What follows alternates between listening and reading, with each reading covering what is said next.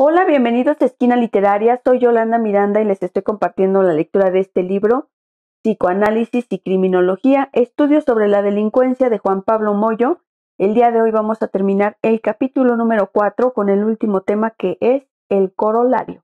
Espero que les guste. Siguiendo la conceptualización de los analistas kleinianos y post-freudianos, el acting out dentro y fuera de la sesión constituye un inconveniente clínico, siendo las dos soluciones más usuales el desciframiento de traumas infantiles y el análisis del narcisismo. Asimismo, el acting out es concebido como una operación psíquica organizada, y su emergencia en acto expresa el mismo conflicto inconsciente que podría haber formado un síntoma. El contenido inconsciente se expresa a través de un sueño o por medio de una acción aloplástica, pero ambas formas son susceptibles de la misma interpretación y desciframiento. En definitiva, si bien la noción de acting out señalaba con precisión la dificultad clínica, los analistas kleinianos y post-freudianos, al carecer del registro de lo real, no pueden dar cuenta del fenómeno y su estructura diferencial. Una problemática situada en la relación del lenguaje con la acción que conduce al siguiente atolladero teórico. Si bien la mayoría de los analistas considera el acting out como resistencia y obstáculo al tratamiento, algunos lo ubican como resolutivo de conflictos y beneficioso cuando se enmarca en un proceso de desarrollo. Incluso podrían plantearse un debate con respecto a la actuación, ya que el reemplazo de la palabra por el acto puede ser un medio de comunicar o todo lo contrario. Siguiendo esta ambigüedad, habría que distinguir dos tipos de acting out. Por un lado, el que se ha enfatizado como en lugar de la comunicación, y por otro aquel que favorece la comunicación y está al servicio de la elaboración y el desarrollo. Por ejemplo, en la teoría de la concreción acuñada por Peter Bloss, siguiendo el primer sentido, el acting out consiste en una distorsión de la acción con el lenguaje. En el primer sentido, el acting out consiste en una distorsión de la acción con el lenguaje y el pensamiento verbalizado, a partir de la incapacidad de los padres de hacerse cargo de las proyecciones infantiles cargadas de ansiedad, dolor y culpa persecutoria, que responde a un modelo de descarga a través de la identificación proyectiva. Se trata de un sueño que no pudo ser soñado, es decir, el conflicto infantil no es elaborado simbólicamente, sino efectivizado y actuando. Por el contrario, siguiendo el segundo sentido, el acting out, conceptualizado como parte de un proceso de desarrollo, muy lejos de plantear alguna afinidad con la impulsividad, implica un recurso al acto, es decir, permite y acompaña una reestructuración psíquica necesaria. Ahora bien, desde la enseñanza de Lacan resulta imprescindible distinguir la lógica del acting out de la estructura del síntoma, a diferencia del síntoma que no llama al otro y se basta a sí mismo. El acting out está en relación con la angustia y la transferencia salvaje. De esta forma, Lacan redefine el acting out al ubicarlo estructuralmente por fuera del registro simbólico, gobernado por la matriz edípica y la castración. En consecuencia, ante el fracaso de lo simbólico y la pérdida repentina de recursos, el sujeto comienza una actuación para inscribirse en una escena y convocar a la interpretación del otro. Se puede advertir con claridad que sin la teoría del objeto A, el acting out resulta equivalente al síntoma aloplástico en su mecanismo de represión y retorno de lo reprimido, en forma de acción o de irrupción del narcisismo. En definitiva, la invención lacaniana del objeto A, vinculado al deseo del otro e incluido en la noción de inconsciente, resuelve el problema clínico de la acción que estaba presente desde la invención del psicoanálisis. Para arribar a tales conclusiones teórico-clínicas en el recorrido del seminario, la angustia se desmonta paulatinamente la angustia de castración freudiana, distinguiendo de manera decisiva castración, simbólica, insatisfacción, de angustia real, certeza, e incluyendo al objeto A en el inconsciente, formalizado al comienzo del seminario siguiente. Así, la castración implica el operador estructural que abre una equivalencia entre el fantasma como sostén del deseo ley y el objeto de la demanda, el objeto postizo, como defensa frente a la angustia y el goce pulsional. La presencia del objeto A, correlato del deseo del otro, produce la caída de la realidad simbólico-imaginaria y la precipitación de la acción. Sin el sustento simbólico hay una continuidad entre pasaje al acto y acting out. en la que son transformables uno en otro según la dirección. El acting out mantiene siempre un acento inadaptado, mostrativo, ficticio y dirigido al otro, pero lo que muestra es del orden del ser y no está en el montaje. Constituye una escenificación sin diferencia estructural en cuanto a la comunicación si se produce dentro o fuera de la sesión, que implica una prueba de tener lugar o no en el deseo del otro, más allá del universo simbólico suspendido. De allí que la solución del acting out se decide en una pragmática entre transferencia e interpretación, es decir, entre el manejo de la transferencia y la interpretación, corte que aísla el objeto. Contrariamente, en lugar de designar el objeto en dirección al otro, el pasaje al acto constituye la realización máxima de desecho caído del deseo del otro. Por último, se hace necesario destacar que el realismo de la ley es la conexión con el objeto. Aunque sus formas sean convencionales, la invención lacaniana del objeto A produce una pluralización del nombre del padre, que hace caer el mito de la ley moral kantiana, sin referente y con la autonomía de la libertad. En las relaciones del sujeto con la ley hay un resto cuyo signo es la angustia. En efecto, el sujeto está anudado a la ley en un plano inconsciente, pero ésta tiene un objeto real, cuya formalización constituyen las operaciones de alineación y separación en el 11º seminario. Así puede entenderse que desde la simple prohibición, enunciando las reglas, nunca se explica si la ley es eficaz o no.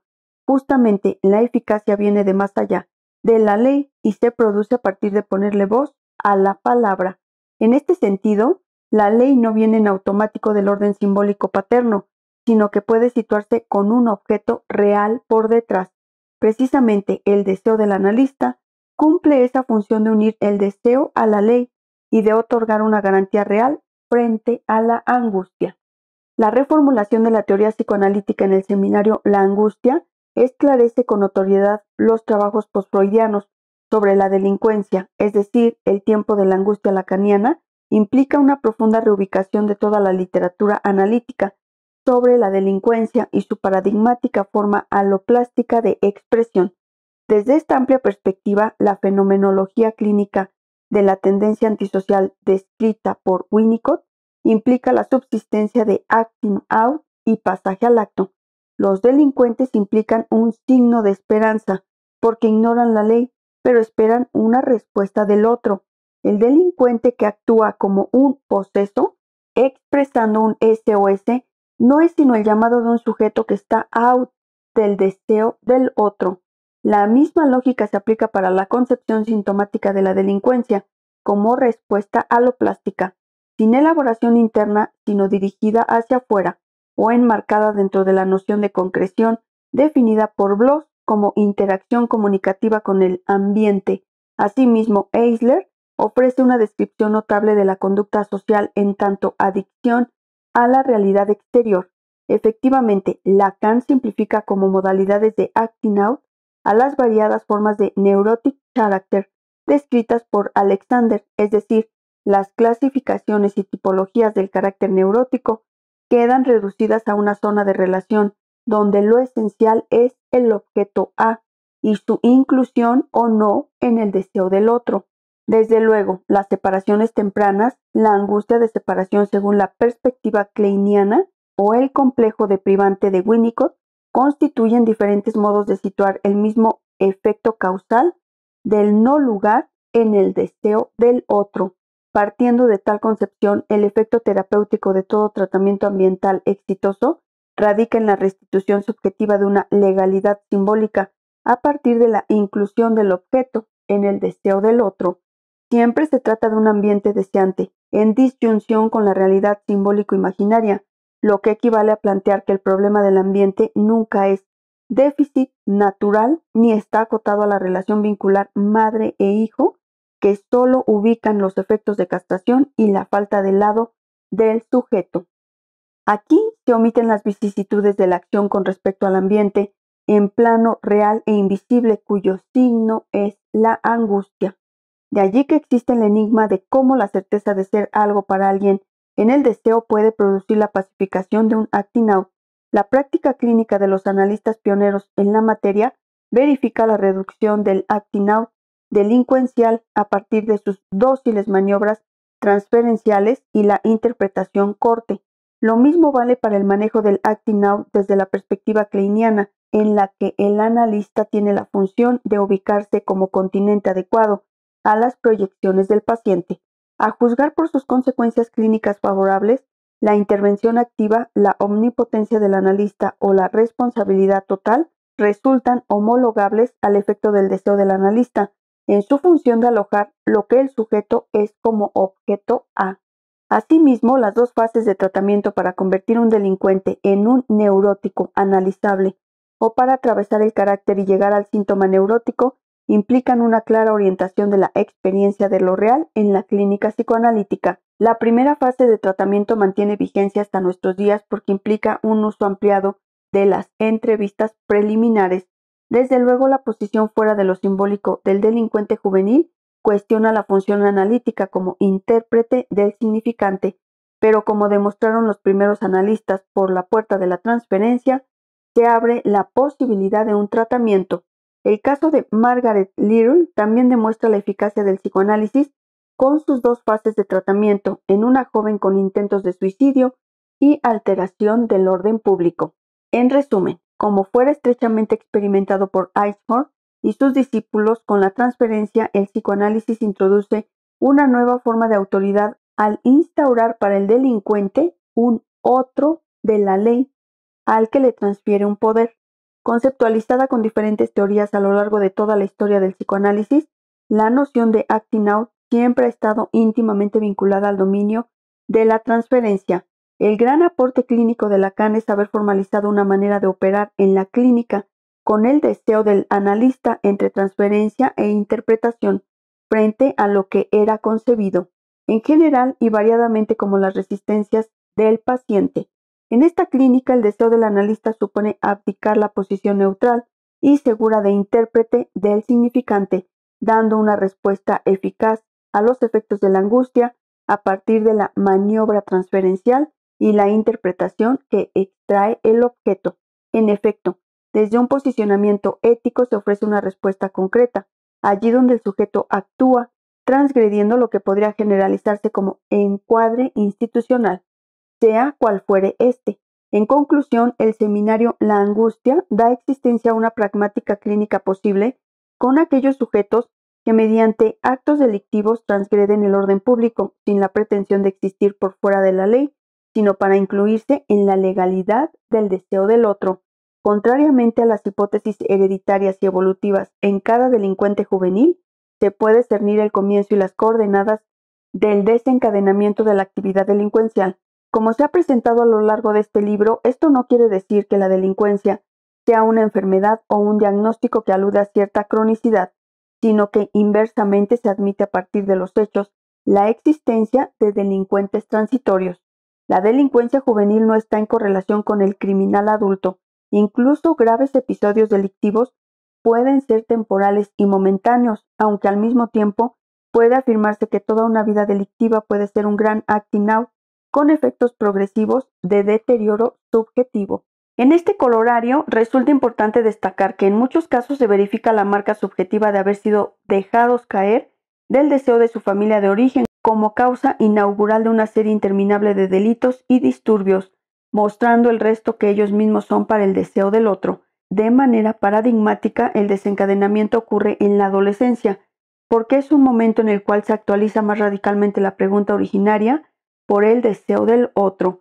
Quizás desde esta perspectiva sea posible definir la delincuencia como sinónimo de delincuencia juvenil. Ahora bien, en las raíces del crimen, los casos analizados por Alexander y Heli también permiten verificar el efecto de no lugar originario causante de la delincuencia. Por ejemplo, ser dejado caer de la familia de origen y ser enviado a una casa de adopción o quedar sin lugar en el deseo del otro a partir del fallecimiento de alguno de los padres e incluso a partir del nacimiento de un hermano. En consecuencia, la práctica analítica con jóvenes delincuentes permite ubicar mejor la dimensión de acting out que muchas veces se oculta en los delincuentes mayores, puesto que los años de muerte y violencia los han convertido en ese mismo resto que mostraban en el acting out.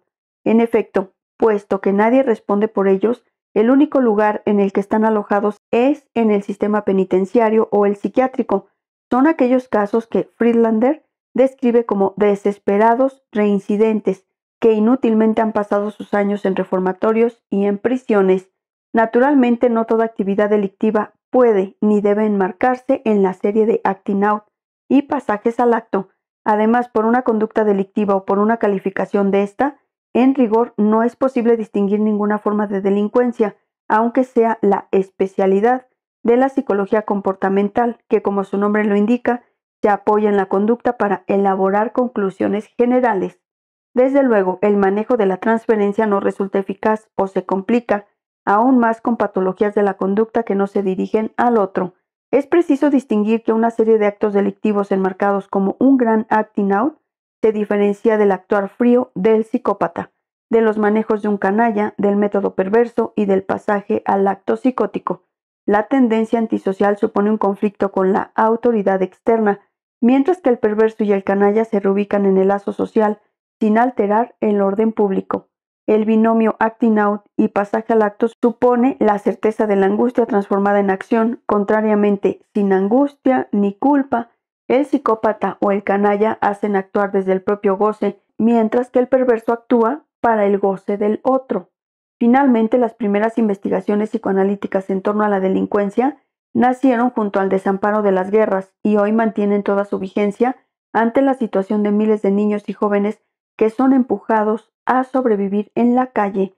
Los hijos de la marginación social de América Latina son los mismos jóvenes abandonados de la Viena de la posguerra, y los niños deprivados de los albergues londinenses son aquellos dejados caer de sus familias de origen que luego, desde la angustia, comienzan series interminables de delitos y disturbios, mostrando el resto que son para el deseo del otro. Alcanza a visitar una villa o una favela en las que reinan el desabrigo y la miseria para percibir que la delincuencia es inclasificable, siguiendo los parámetros de la salud mental y de la teoría clásica del psicoanálisis.